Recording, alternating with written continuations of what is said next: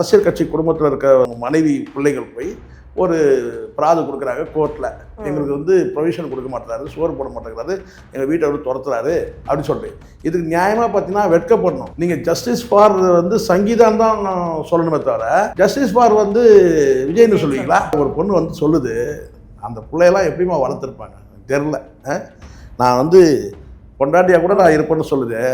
நியாயம் வேணும், மனசாட்சி வேணாமா? மொத்த ஓட்டே அந்த ஒரு வார்த்தைக்கு எந்த குடும்பத்தில் இருக்க நல்ல பெண்கள் வாக்களிப்பாங்கம்மா? நீங்கள் சொல்லுங்க. விவாகரத்து வழக்கு போட்டது பிரச்சனை இல்லைங்க, அவங்க தேர்தல் நேரத்தில் போடுறாங்க. என்ன பேச்சு இது? தேர்தலுக்கும் அந்த மாதிரி என்ன தொடர்பு? பின்னாடியுமே டிஎம்கே இருக்குங்கிற மாதிரி ஒரு சலசலப்பு போய்கிட்டு இருக்கல. டிஎம்கே காரவங்க சொல்லி தான் சங்கீதா அப்படி கேட்குறாங்க. இதுல நல்லா புரிஞ்சுமா, எல்லாத்துக்கும் நீங்க திமுகன்னு சொல்லி திணிக்க முடியாதுமா. இன்னொரு விஷயம் சொல்றீங்களா, அந்த குடும்பத்துக்கும் இன்னைக்கு நேற்று உறவு கிடையாது.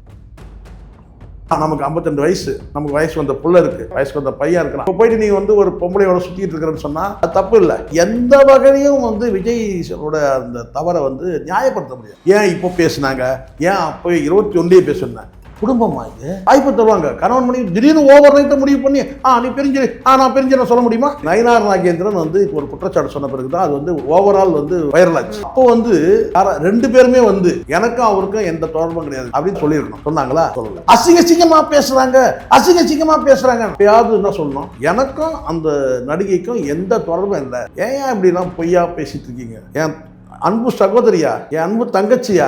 முடிஞ்சிச்சு. நிம்மதி ப்ராப்பர்ட்டி மேனேஜ்மெண்ட், உங்கள் பழைய வீட்டை புதிய வீடாக மாற்றலாம் வாங்க. வாய்ஸ் ஆஃப் தமிழ்நாடு நேயர்களுக்கு வணக்கம். இன்று நம்மோட சிறப்பு நேர்காணல்ல பத்திரிகையாளர் சேகுராஜ் ஜெய்சங்கர் இருக்காங்க. வாங்க பேசலாம். வணக்கம். வணக்கம். எப்படி இருக்கீங்க சார்? நலமா இருக்குமா? இப்போ சமீபமாக ஒரு தமிழ்நாட்டையே உலுக்கிக்கிட்டு இருக்க ஒரு விஷயம், விஜய்க்கு ஒரு தொடர்பு இருக்கு, அதனால அவங்க மனைவி டிவோர்ஸ் கேட்குறாங்க அப்படிங்கிற மாதிரி. தமிழ்நாட்டெல்லாம் உழுக்கல.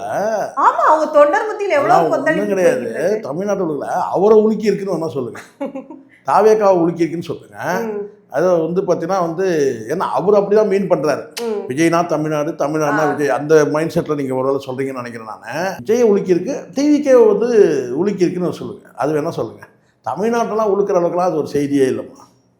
ஒரு மனைவி, ஒரு கட்சி, அரசியல் கட்சி தலைவராக இருக்கிற அவருடைய ஒரு மனைவி எனக்கு சோறு போடலை, எனக்கு குழந்தைகளை பார்த்துக்கல, என்னை வீட்டை விட்டு துரத்திட்டாரு அப்படின்னு சொல்கிறது எப்படி தமிழ்நாட்டை உழுக்கிற மாதிரி? அந்த அளவுக்குலாம் அந்த வகையில தானே டிவிக்கு தொண்டர்களும் சரி, விஜயோட ரசிகர்களும் சரி, மாத்தி அந்த இஷ்யூவை பத்தி யாராச்சும் ஒருத்தவங்க ஒரு வாய் விட்டு பேசிட்டாங்கன்னா போதும், பின்னாடியே போய் கமெண்ட் பண்ணுறது. கட்டமைக்கப்படுறதுன்னு ஒன்று இருக்கு தங்கச்சி, நல்லா புரிஞ்சுங்க. நார்மலா ஆர்கானிக்கா நடக்கிறதுன்னு ஒன்று இருக்கு, எதிர்ப்புன்னு ஒன்று இருக்கு, சரிங்களா? கட்டமைக்கப்படுறதுன்னு ஒன்று இருக்கு. கட்டமைக்கப்பட்டது சில நேரங்கள் அப்படி கடந்த காலத்தில் நிறைய நடந்திருக்கு இந்த மாதிரி. இப்போது உதாரணத்துக்கு இப்போ ஜெயலலிதா அவர்களுக்கு 2 ஆண்டு சிறை தண்டனை வழங்குறாங்க. அந்த 2 ஆண்டு சிறை தண்டனை வழங்கும் போது பார்த்திங்கன்னா மிகப்பெரிய அளவில் அங்கங்கே குழுக்களாக போய் அதிமுக கட்சியை சார்ந்தவங்க கலவரத்தில் ஈடுபடுறாங்க. அதில் தான் அந்த தருமபுரியில் உங்களுக்கு தெரியும் நினைக்கிறேன், வேளாண் கல்லூரி மாணவிகள் 3 பேர் எரிக்கப்பட்ட அந்த வழக்கு. அது மாதிரி நடக்குது. அதே ஜெயலலிதா அவர்களுக்கு பரப்பன அக்ரஹாரம் சிறையில் தள்ளப்பட்டாங்க நீதிமன்ற தீர்ப்புக்கு பிறகு. ஒன்றுமே நடக்கலையே, ஒன்றும் நடக்கலை. ஆர்ப்பாட்டம், கலவரம் இதெல்லாம் நடக்கவே இல்லை, சரிங்களா? இயற்கையானு ஒன்று இருக்குது. இப்போது இன்னொரு உதாரணம் உங்களுக்கு நான் சொல்கிறேன். கலைஞர் அவர்கள் கைது செய்யப்படுறாரு.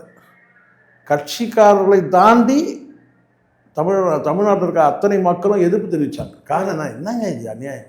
ஒரு வயசான மனுஷன், அவர் போய் மிட் நைட்டில் கொண்டு போய் கைது பண்ணி கொண்டு போய் எதுக்காக சிறைவாசலில் உட்கார வைக்கணும்? என்னங்க நடக்குது நான் சொல்லிட்டு ஒட்டுமொத்தமாக தமிழ்நாடு மட்டுமே இல்லை, சட்டத்துறை அமைச்சர்கிட்ட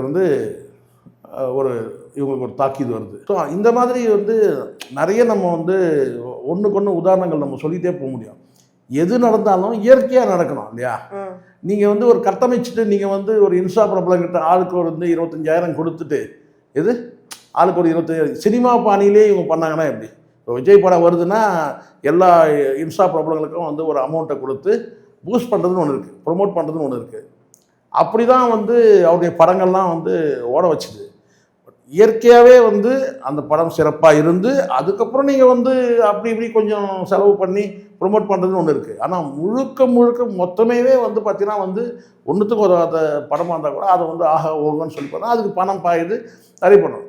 இதுவும் கூட அப்படி தான். பேட்டி கொடுக்குறவங்களாம் நீங்கள் பாருங்கள். நீங்கள் கேட்டனால நீங்கள் என்ன அனுமதிச்சிங்கன்னா ரெண்டு உதாரணம் சொல்கிறேன், நீங்கள் நல்லா பாருங்கள். 2 உதாரணம். ஒரு உதாரணம் வந்து மதன் கௌரி. மதன் கௌரி வந்து விவாகரத்து விஷயத்தில் கடந்த காலத்தை சமந்தா விவாகரத்தை பண்ணும்போது எடுத்து பேசுனதையும் பாருங்கள். ஜெயம் ரவி மோகன் இருக்காரு, அவருடைய விவாகரத்தில் என்ன பேசியிருக்காருன்னு பாருங்கள். அவங்க விவாகரத்து கடிதத்தையே ஃபுல்லாக படிப்பான். சமந்தா உடைய அந்த விவாகரத்தையும் பார்ப்பான். இன்னும் பல பேருடைய விவாகரத்து நடக்கும் போதெல்லாம், பிரபலமானவருடைய விவாகரத்து நடக்கும் போதெல்லாம் பேசியிருக்கான். அவன் இப்போ என்ன பேசுகிறான்னா, இப்போ இது வந்து விஜய் அண்ணாவோட பர்சனல் விஷயம். எப்படி அப்போ அவங்களுக்கு பர்சனல் இல்லையாடா? இப்போ புரியுதுங்களா? இவங்க கேப் மாதிரி தானே. மதன் கௌரி தான் சொல்கிறேன் நான், கேப் மாதிரின்றது. இப்போ புரியுதுங்களா? இவனுங்களாம் எப்படிப்பட்ட 420ன்னு ஆளுக்கு ஏற்ற மாதிரி மாறுது முடிவு. அப்போ இதுலேருந்து என்ன தெரியுது? மதன் கௌரிக்கு பணம் வந்துடுச்சு.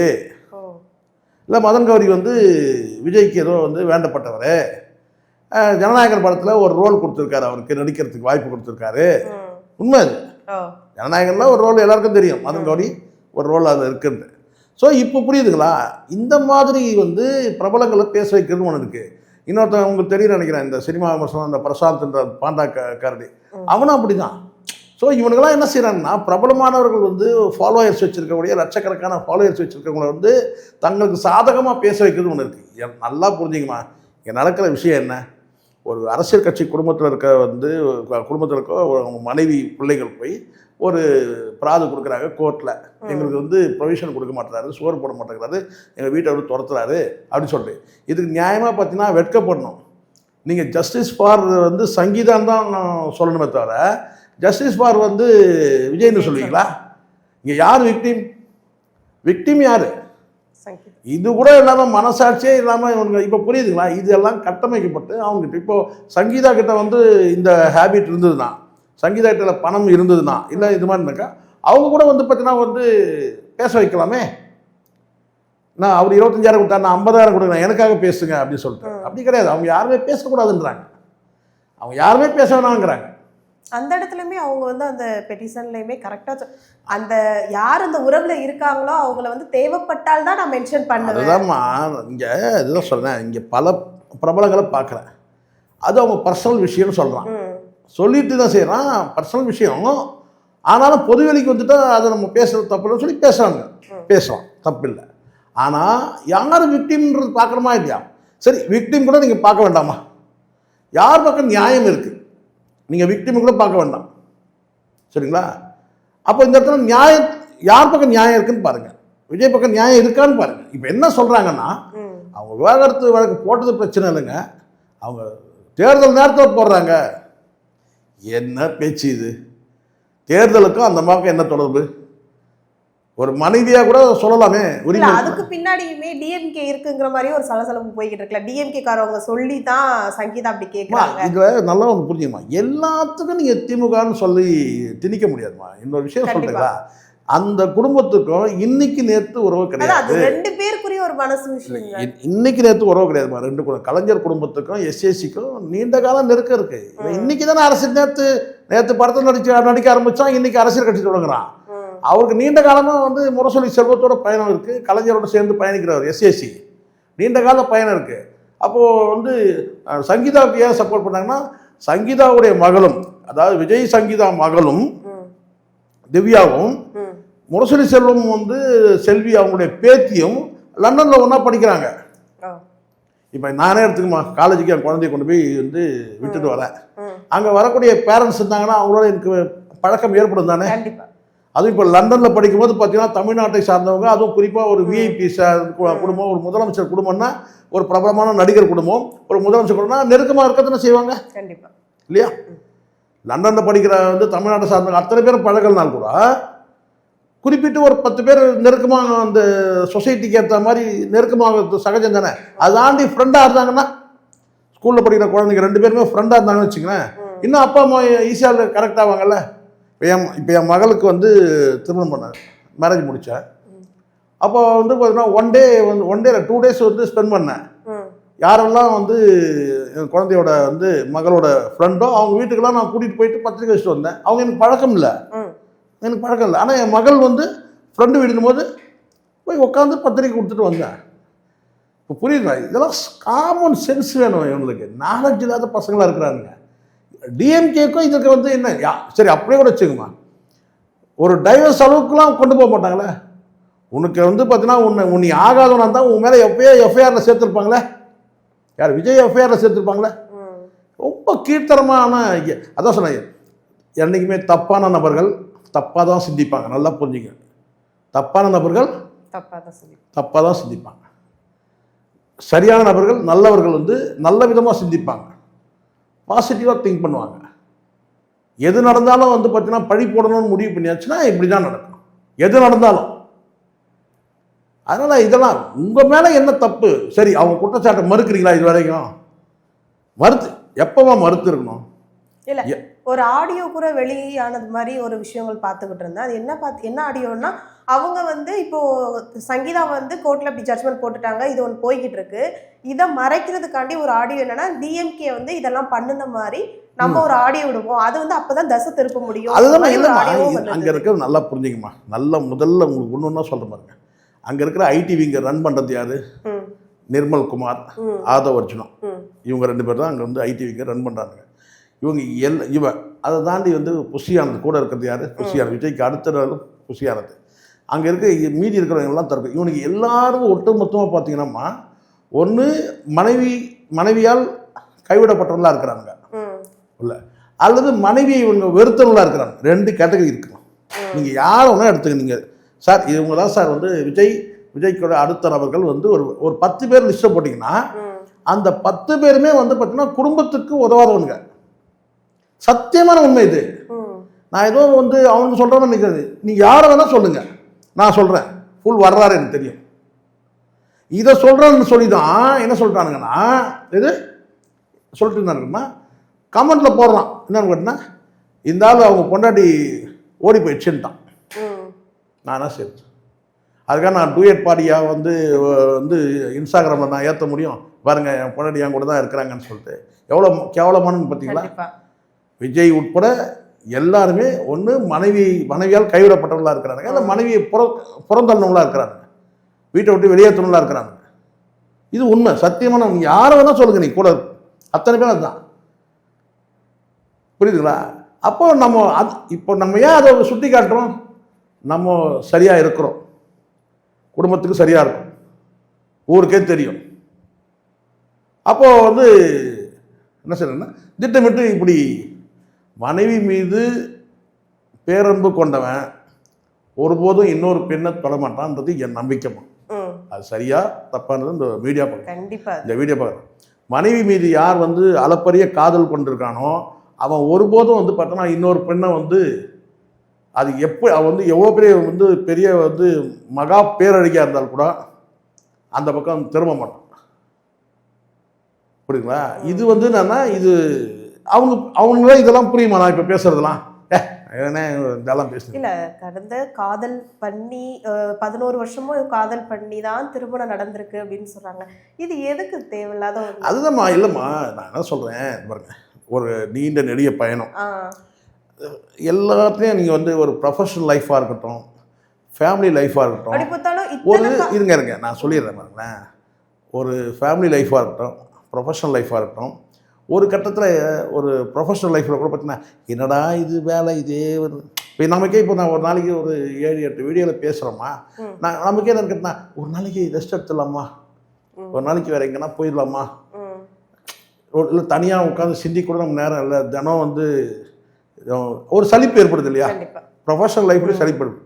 அதே மாதிரி வந்து பார்த்தீங்கன்னா என்னடா வாழ்க்கை இது, காலையில் மிஷின் மாதிரி இருக்குது இருக்குன்னா, ஒரே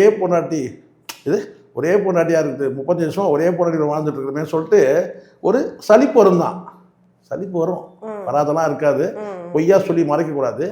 ஆனாலும் நம்மளுடைய அடுத்த கவனம் எங்கே இருக்கும்? நம்ம வந்து ஒரு குடும்பத்தில் இருக்கிறோம், நம்ம பையன் என்ன பண்ணான், பொண்ணு என்ன பண்ணுறா, நம்மளுடைய கவனங்கள் சொல்கிறேன். ஒரு 35 வருஷம் கணக்குன்னா வந்து கணவன் மனைவி வந்து சில நேரம் ஊழல் கூட வரும், கோபம் வரும், மனஸ்தாபங்கள் வரும், சச்சரவு வரும், சண்டை வரும், வராத இருக்குமா? கண்டிப்பா வரும். வராத இருக்கும். கண்டிப்பாக வந்து ஒரு நீண்ட நெடிய பயணத்தில் மனைவியோட சண்டை போடாத எவனா இருக்கானான்னு கேளுங்க, கண்டிப்பாக போடுவான். அப்படி இருந்தால் அந்த விஜய் மாதிரி தான் இருக்கணும். நான் அதான் சொல்கிறேன், சண்டை போடுவான். ஆனால் அந்த சண்டை போடும்போது என்னன்னு கேட்டிங்கன்னா அடுத்த ஒரு சில மணி நேரங்களில் மீண்டும் இதுவாயிடும். காரணம் என்னென்னா, நீங்கள் வந்து இந்த கேப்பை நீங்கள் விட்டுட்டீங்கன்னு வச்சுங்களேன், ஒரு மனைவியோட மனஸ்தாபம் ஆயிடுச்சு, ஒரு கேப் விட்டுட்டீங்க, எது இல்லை நீங்கள் எங்கேயோ போயிட்டீங்க, ஒரு மாதம் எங்கேயோ போயிட்டீங்க, 2 மாதம் எங்கேயோ போயிட்டீங்கன்னா அந்த கேப் விட்டுட்டிங்கன்னா அங்கே வந்து உங்களுக்கு யாராவது ஒரு அந்த வேக்கன்சியை ஃபில் பண்ணுறதுக்கு வருவாங்க. மனைவின்ற அந்த வேக்கன்சியை ஃபில் பண்ணுறதுக்கு யாராவது ஒரு மனைவி ஆகிட மாட்டாங்க அவங்க. ஆனால் மனைவி செய்யக்கூடிய அந்த கடமைகள் இருக்கு இல்லையா, அந்த கடமைகளை வந்து என்னங்க உங்கள் மனைவி சோறு போடலையாங்க, குழம்பு ஊற்றலையாங்க, நீங்கள் வாங்க நான் ஊற்றுறேன் அப்படின்னு சொல்லி கூப்பிடுவாங்க. அப்படி தான் லிங்க் ஆகிடும். ஆனால் தான் கணவன் மனைவிக்குள்ள அந்த கேப் வரவே கூடாது. திருவள்ளுவர் நீங்கள் வந்து எடுத்து பார்த்தீங்கன்னா தெரியும், இடைவெளியே இருக்கக்கூடாது, உறவில் வந்து இடைவெளி இருக்கக்கூடாது. ஏன் ஒரு கட்டத்தில் வந்து திருவள்ளுவர் நீங்கள் வந்து எவ்வளோ பெரிய எக்ஸ்பர்ட்னு பாருங்கள், ஆண் பெண் உறவில் கூட பார்த்தீங்கன்னா காற்று உள்ள நுழையக்கூடாதுன்னு சொல்லுவார். நீங்கள் எடுத்து பாருங்கள், திருக்குறளில் காமத்து பாலில் சொல்லுவார். என்னன்னு கேட்டால் அவ்வளோ அந்யோன்யமாக இருக்கணும், உறவுலேயே வந்து பார்த்தீங்கன்னா காற்று கூட நுழையக்கூடாதுன்னா. அப்போ நீங்கள் வந்து கேப் போட்டிங்கன்னா என்ன ஆகும், 3வது ஆள் வந்து உட்காருவாங்க. எந்த சைடாக இருந்தாலும் சரி, அது இந்த சைடாக இருக்கட்டும் இல்லை அந்த சைடாக இருக்கும். அதனால் தான் சொல்கிறேன், கணவன் மனைவிக்குள்ளே கருத்து வேற்றுமை இருந்தாலும் கூட ஒருத்தர் பேசிக்கணும். நீங்கள் அந்த இடைவெளி ஏதோ ஒரு வகையில் நீங்கள் மன ரீதியாகவோ அல்லது உடல் ரீதியாகவோ நீங்கள் இடைவெளி விட்டீங்கன்னா சில நேரங்களில் சில சந்தர்ப்ப சூழ்நிலைகளில் வந்து தவறு பண்ணுறது அது இன்னும் வந்து அது ஒரு என்ன சொல்ல ஒரு ஆக்சிடெண்ட்டாக நடந்துடும். ஆக்சிடெண்ட் அது நியாயப்படுத்தும், அப்படி தான் சொல்லுவான். என்னன்னு கேட்டேன், ஒரு ஆக்சிடெண்ட்டாக நீங்கள் இவர் படம் பாக்கியராஜ் படம் பார்த்தீங்கன்னா தெரியும், மௌன கீதங்கள் ஒரு படம் கிளாஸ் எடுத்துருப்பார் மனுஷன்.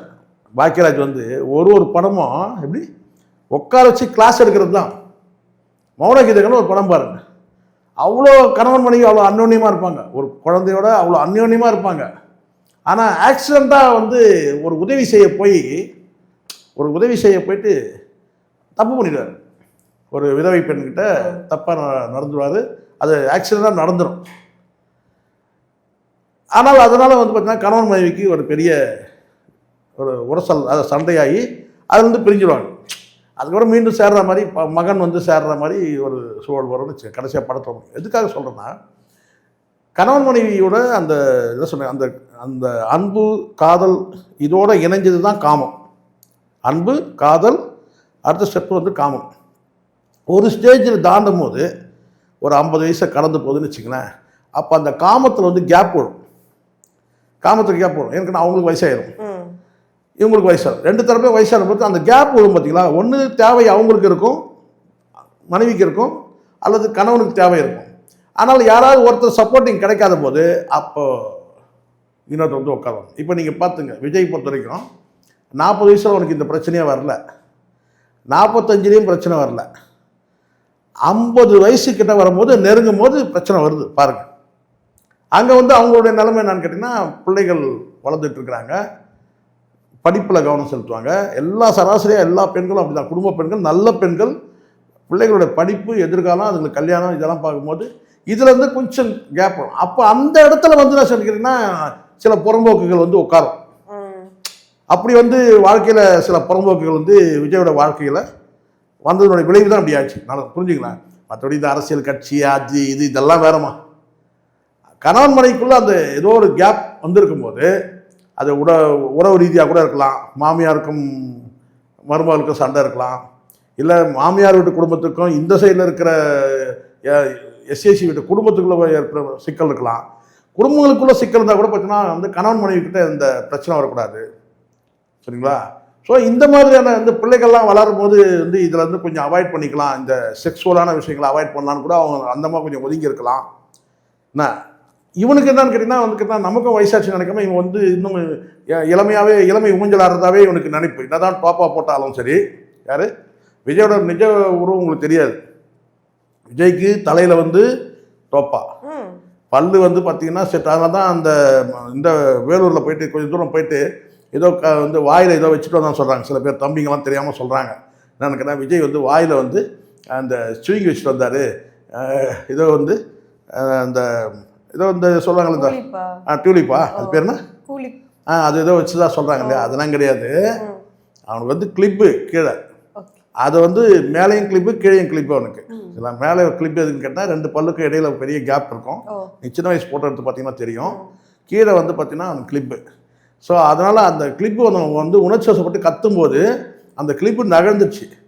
அதை வந்து கேமரா முன்னாடி பண்ணக்கூடாதுன்னு சொல்லிட்டு இப்படி வந்துட்டு அவன் பார்த்தீங்கன்னா அப்படின்னு அன்றைக்கி பாருங்கள் இப்படி பண்ணிவிட்டு இப்படி பண்ண கூட நீங்கள் எல்லாம் நினச்சிட்டீங்க என்னென்னா அவர் ஏதோ வந்து ஹான்ஸ் ஏதோ போடுறாரு, இல்லை ஏதோ வந்து சிவிங் வைக்கிறாரு, அப்படி ஏதோ சொல்கிறார் அப்படின்னு நினச்சிங்க இல்லையா. அது கிடையாது.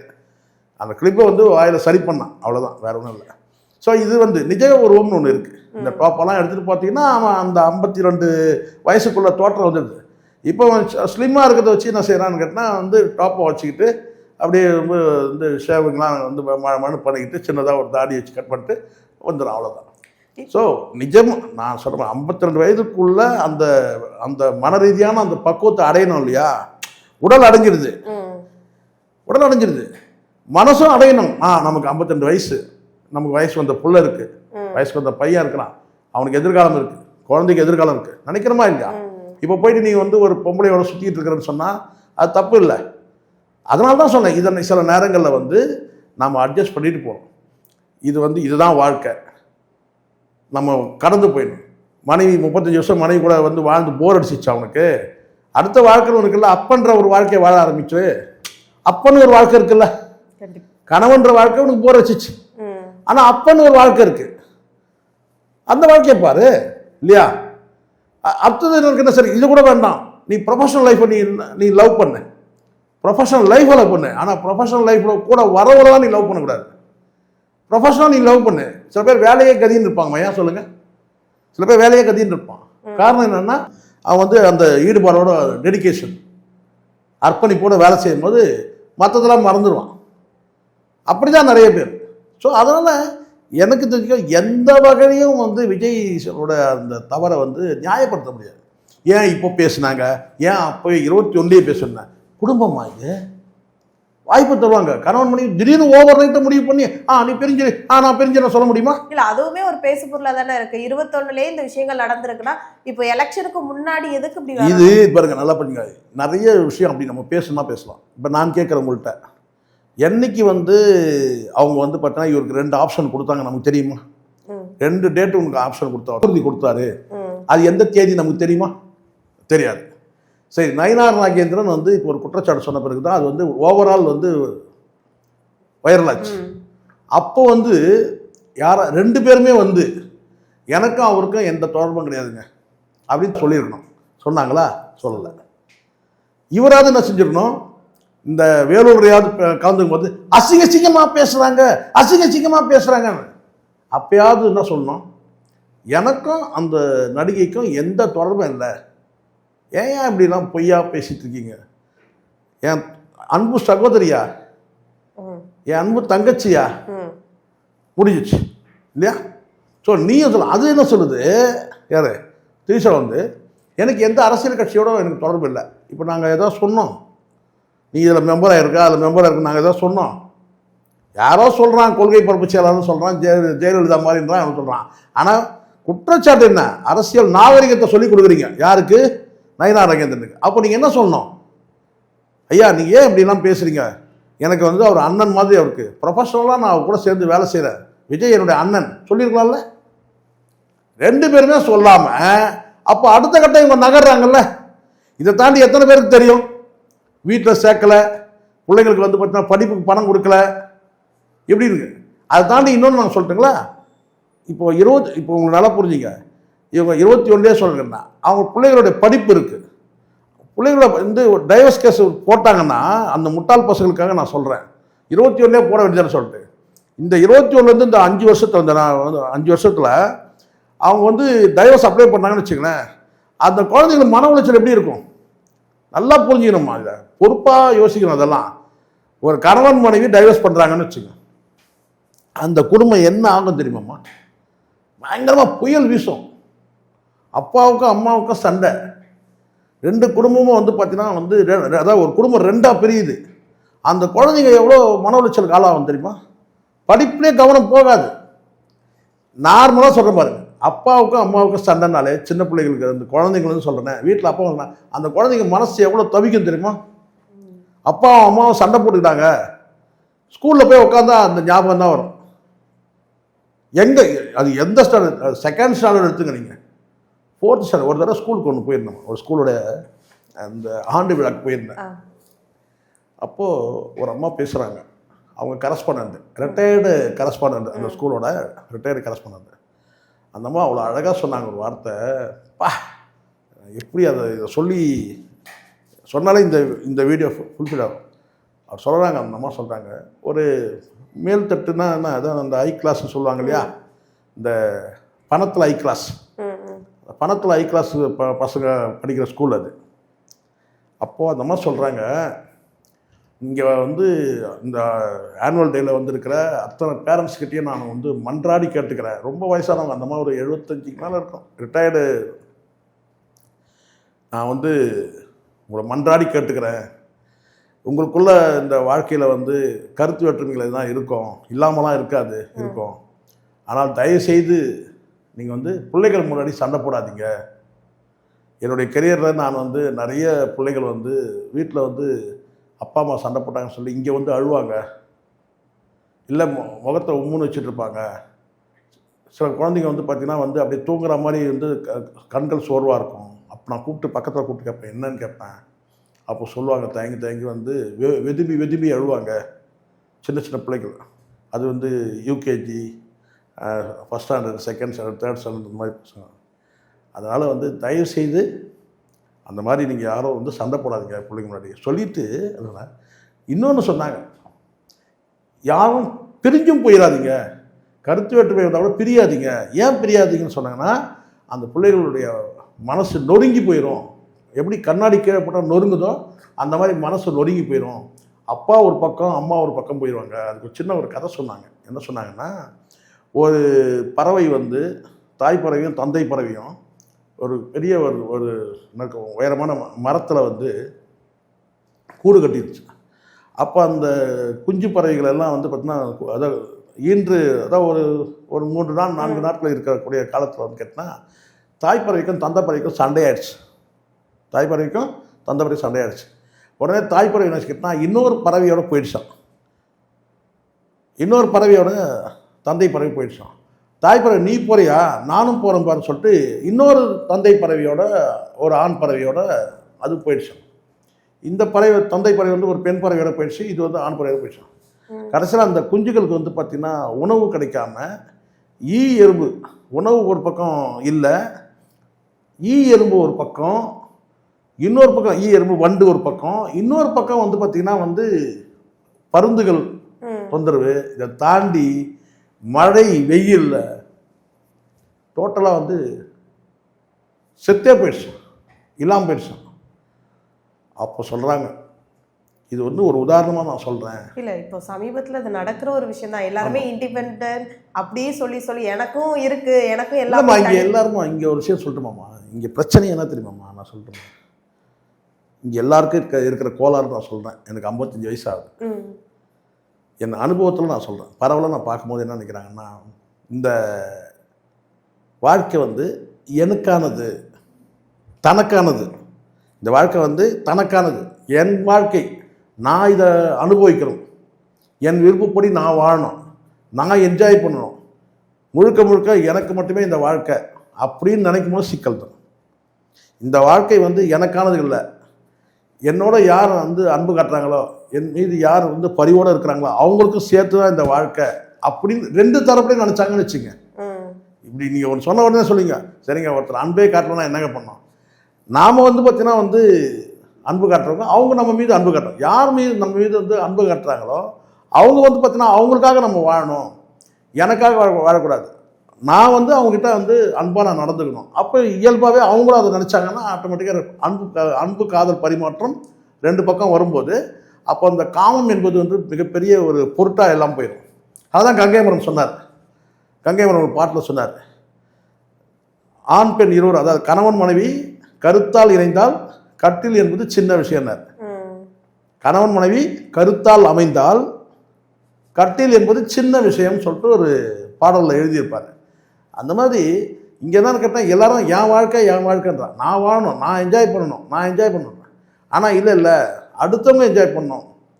அவங்க வந்து பார்த்தீங்கன்னா நம்ம யாரும் நம்ம வந்து பார்த்தீங்கன்னா நம்ம மேலே அன்பு காட்டுறாங்களோ, நம்ம நேசிக்கிறாங்களோ, அவங்களுக்காக நம்ம வாழணும். பரஸ்பரம் அவங்களும் அதே மாதிரி நினச்சாங்கன்னா ஃபினிஷ் முடிஞ்சிச்சு. ஆனால் இங்கே அப்படி நினைக்கிறது கிடையாது. பெரும்பாலும் என்ன செய்கிறாங்கன்னா, நான் எனக்கான வாழ்க்கையை நான் வாழணும், எனக்கு எது சந்தோஷமோ நான் அதை வாழணும். அப்போ வந்து என்னை யார் என்னை வந்து என் மீது அன்பு என் மீது வந்து பார்த்திங்கன்னா வந்து அக்கறை காட்டுறாங்க, என் மீது யார் வந்து பரிவோட பாசமாக இருக்காங்க, அது எனக்கு பொருட்டு கிடையாது. எனக்கு என்ன டேஸ்ட் வேணுமோ நான் அந்த டேஸ்ட்டை நோக்கி போகிறேன். சில நேரங்கள் வீட்டில் சமையல் பண்ணும்போது நமக்கு பிடிச்ச ஐட்டமானு கேட்பாங்க, உங்களுக்கு என்ன வேணும்னு கேட்பாங்க. அப்போ நம்ம என்ன செய்ய முடியும்னு கேட்டால், எனக்கு இன்றைக்கி டிஃபன் எனக்கு பூரி செய், பொங்கல் செய், இல்லை வேறு எதோட செய்யணும். அது நம்ம கேட்குறோம்ல, அது கேட்கக்கூடாது. உனக்கு என்ன பிடிக்குமோ நீ அதை செய்ய, நான் சாப்பிட்றேன். அதுதான் அங்கே, அதான் கிவ் அண்ட் டேக்கன். உண்மைதான். ஒரு மனைவிட்ட வந்து நம்ம என்ன சொல்றோமோ என்ன வாங்கி தரோம், அவங்க கேட்குறாங்கல்ல, ஓ விருப்பம், நீ என்ன பண்றியோ பண்ணுமா, நான் பாத்துக்கிறேன்னு ஒரு வார்த்தையில அந்த ஒரு வார்த்தை முடிஞ்சிச்சு. அந்த ஒரு வார்த்தை முடிஞ்சிச்சு. ஏன் நேற்று இரவு நடந்து கேட்குறேன், என் மகள் கேட்குறா, என்னண்ணா அப்பா என்னப்பா வேணும் உங்களுக்கு, என்ன செய்யணும் அப்படின்னு சொல்லி கேட்குறேன். என்ன டிஃபன் ஒன்று கேட்குறேன், நைட் டிஃபன் ஒன்று, நீங்கள் என்ன செய்யணுமோ நான் சாப்பிட்றோம் அப்படின்னு சொன்னேன். என் மனைவியும் சொல்கிறோம், 2 பேரும் உனக்கு என்ன வேணுமோ நீ செய்யுமா, நான் சாப்பிட்றோம் நாங்கள் அப்படின்னு சொல்கிறோம். 2 பேருமே சொல்கிறோம். இது வந்து பழக்கம் வந்தது. என் மனைவி என்கிட்ட கேட்பாங்க எப்போவுமே, என்னங்க டிஃபன் என்ன செய்யறதுன்னு கேட்பாங்க. அந்த பழக்கம் பிள்ளைகளுக்கு வருது. இல்லை நேராக போயிட்டு கிச்சனில் போய் ஒரு சப்பாத்தி ஒரு பூரி அடித்து இப்படி சாப்பிடு அப்படி சொல்கிறத விட என்ன வேணும்னு கேட்குறது ஒன்று இருக்குல்ல, அது எங்கள் மனைவி கிட்ட இருந்து வந்த பழக்கம். அதே மாதிரி நான் வெளியிலேருந்து இன்றைக்கி வந்து ஹோட்டலில் டிஃபன் வாங்கிட்டு வரணும், இல்லை வந்து சாப்பாடு வீட்டில் செய்யலைன்னா என்ன வாங்கிட்டு வரணும்னு கேட்குறது ஒன்று இருக்குது. இப்போ நானாக கூட போயிட்டு எங்கள் வரும்போது டிஃபன் வாங்கிட்டு வாங்கன்னு சொன்னாங்கன்னா சரிப்பா சொல்கிறேன். நேராக போயிட்டு எனக்கு என்ன வேணுமோ, எனக்கு என்ன ஐட்டம் பிடிக்குமோ வேணும். ஆனால் எதுக்காக கேட்குறேன் ஃபோன் பண்ணி, உனக்கு என்னப்பா வேணும் அப்படின்னு சொல்லிட்டு, இல்லை உங்கள் விருப்பம் ஏதாவது வாங்கிட்டு வாங்க,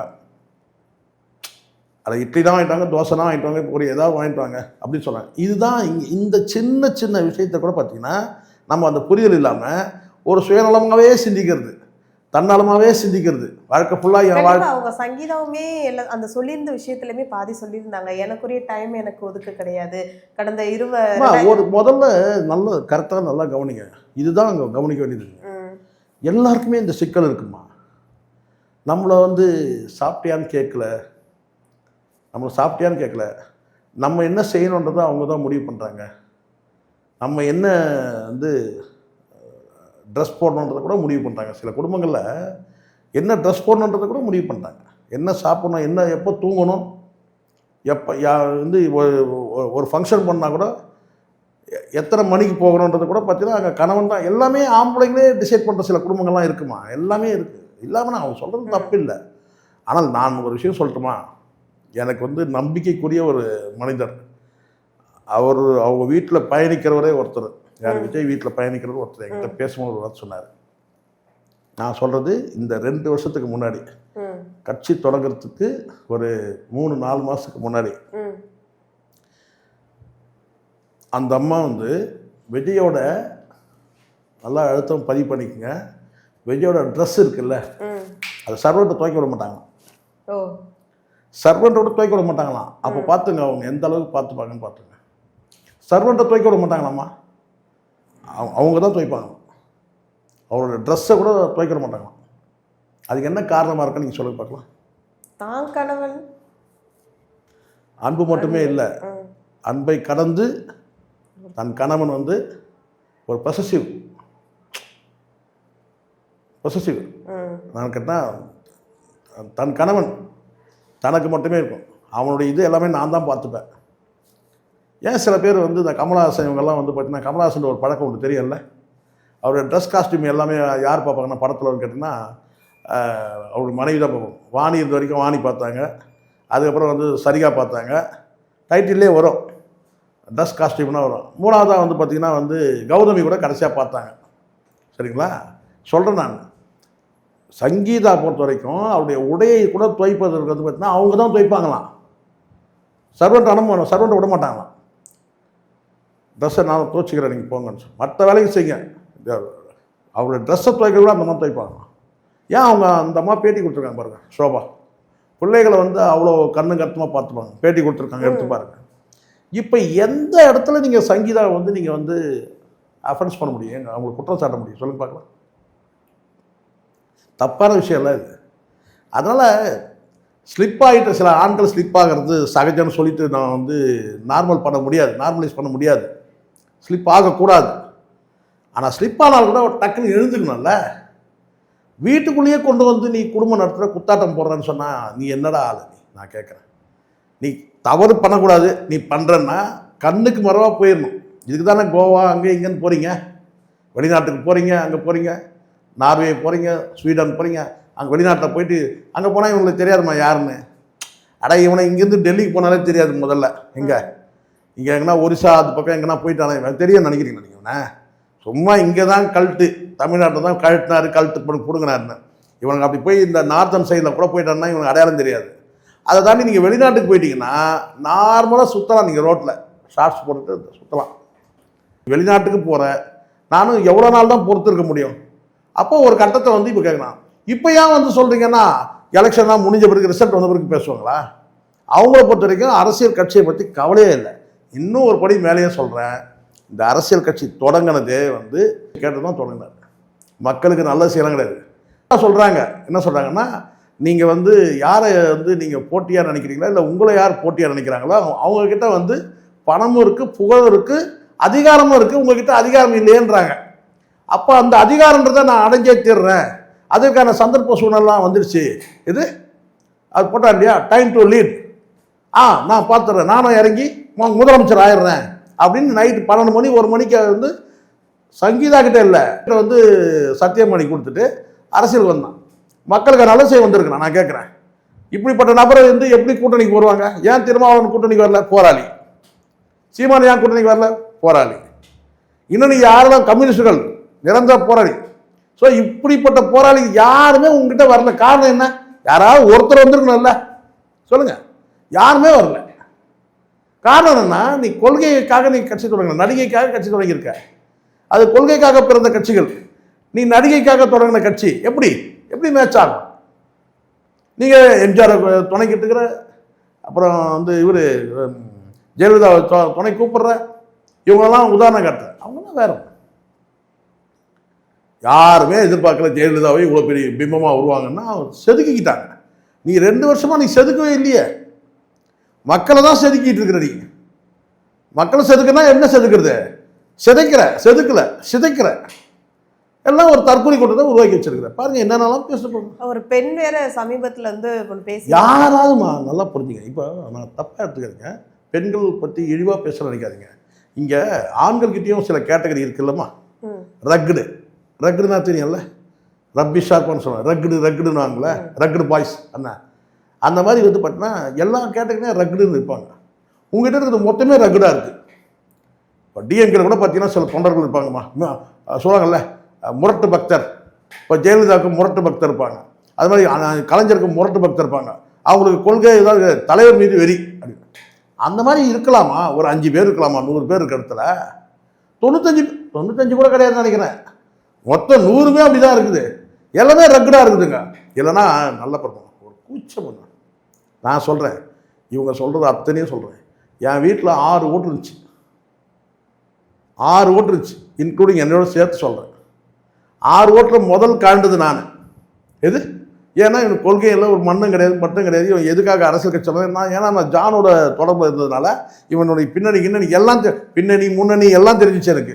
ஏன்னா நான் ஜானோடு இருந்ததுனால இவனுடைய வரலாறு ஃபுல்லாகவே எனக்கு தெரிஞ்சிச்சு. அதனால் நான் காட்டிட்டேன். அதுக்கு பிறகு இந்த கரூர் சம்பவத்துக்கு பிறகு வந்து 4ம் காண்டுக்குச்சு. மொத்தம் 5 காண்டுச்சு. ஒன்று மட்டும் ஸ்ட்ராங்காக இருந்துச்சு.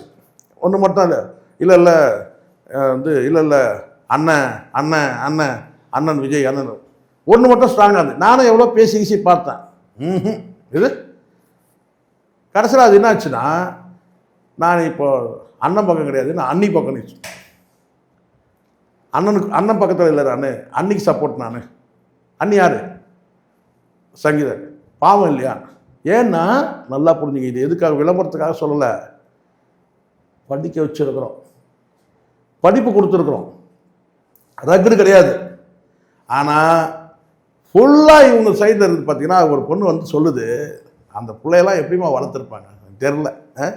நான் வந்து பொண்டாட்டியாக கூட நான் இருப்பேன்னு சொல்லுது, நியாயம் வேணும், மனசாட்சி வேணாம்மா. மொத்த ஓட்டையும் அந்த ஒரு வார்த்தைக்கு எந்த குடும்பத்தில் இருக்க நல்ல பெண்கள் வந்து வாக்களிப்பாங்கம்மா? நீங்களே சொல்லுங்கள், நீங்களே சொல்லுங்கள். அந்த மாதிரி சொல்லலாமா? ஒட்டுமொத்த ரசிகர்களையும் கெடுக்கிறாங்களே. இப்போ இது சமீபம் அதிகமாகவே பெண்கள் அதுதான் அப்போ இல்லை, அதுதான் நான் சொல்றேன். இப்போ நல்லா ஒன்று பாருங்க, எல்லா இடத்துலையும் நான் திரும்பவும் சொல்கிறேன், ஒரு ரக்குன்னு இருப்பாங்க. நீங்கள் கண்டிக்கணும். ஒரு கட்சி தலைமை எனக்குன்னா இப்படிலாம் பேசாதீங்க, இப்படிலாம் அவதூறெல்லாம் பேசாதீங்க, அசிங்கமாக பேசாதீங்க, கண்ணிய குறைவாக பேசாதீங்க, கண்ணியமாக நடந்து கொள்ளுங்கள், வான் பண்ணணும். நீங்கள் ரசிக்கிறீங்க அதை, இது பத்தியா பத்தியா பார் பார் எப்படி பேசுவார் நம்ம அப்படின்னு சொல்லிட்டு இவன் ரசிக்கிறாமா, இவன் பேச விடுறான். அங்க இருக்கிற அத்தனை பேரும் அப்படி இருக்கிறான். யாராவது ஒருத்தர் மெச்சூரிட்டி வேணும் இல்லைம்மா? யாருக்குமே அங்கே மெச்சூரிட்டி கிடையாது. நீங்கள் சொல்லிடலாம், செங்கோட்டையன் வந்துட்டாருங்க, ரொம்ப பெருந்தேன்னு. நீங்கள் வேற ஒன்று பொண்டாட்டி கம்ப்ளைண்ட் கொடுத்து வந்து பார்த்தீங்கன்னா கூட இருக்கிற இன்னைக்கு இருக்கிற அந்த எம்பி வந்து பார்த்தீங்கன்னா இவர் வாழ்க்கையில் பூது விளையாடுச்சுன்னு சொல்லிட்டு அவங்க பொண்டாட்டி போய் ஜெயலலிதா வந்து புகார் கொடுத்த பிறகு தான் அவர் கட்சியை விட்டு தூக்குறாங்க, பதவி விட்டு தூக்குறாங்க, மாவட்ட பொறுப்புலேருந்து விளக்குறாங்க. அவர் லட்சணம் அது. வேற எந்த பெரிய மனுஷன் நீங்கள் காட்டுவீங்க? ஸோ அதனால் இவ்வளோதான் டோட்டலாக வந்து பார்த்தீங்கன்னா. அதனால தான் நான் மீண்டும் மீண்டும் சொல்கிறேன், அழிக்கப்பட வேண்டிய ஒழிக்கப்பட வேண்டிய கட்சி எதுன்னா அது டிவிக்கே தான். ஆனால் இப்போ வந்து இது ஒரு பெரிய சவால். இந்த சவாலை நம்ம எதிர்கொள்ளணும். நல்ல வேளை வந்து ஒரு தேவதை மாதிரி ஈழத்து பெண், ஈழத்து தமிழச்சி, சரிங்களா, நம்மளை வந்து காப்பாற்ற வந்திருக்க ஒரு தேவதையாக தான் நினைக்கணும். யாரை? சங்கீதாவை. நான் அப்படி தான் பார்க்குறேன், என் மகளாக பார்க்குறேன். என்ன, ஏன் எங்கள் அம்மாவாக கூட பார்க்குறேன், தாயாக பார்க்குறேன். காப்பாற்ற வந்த தாய், தமிழ் தாய், ஒரு ஈழ தமிழச்சி. நம்ம தமிழ்நாட்டு மக்களை வந்து காப்பாற்றணுமேன்றதுக்காக வந்து தான் நான் நினைக்கிறேன். மற்றவங்க எப்படி நினைக்கிறேன் அதை பற்றி கவலையே கிடையாது. தங்களின் பல்வேறு கருத்துக்களை பயந்தமைக்கு நன்றி. நன்றிம்மா.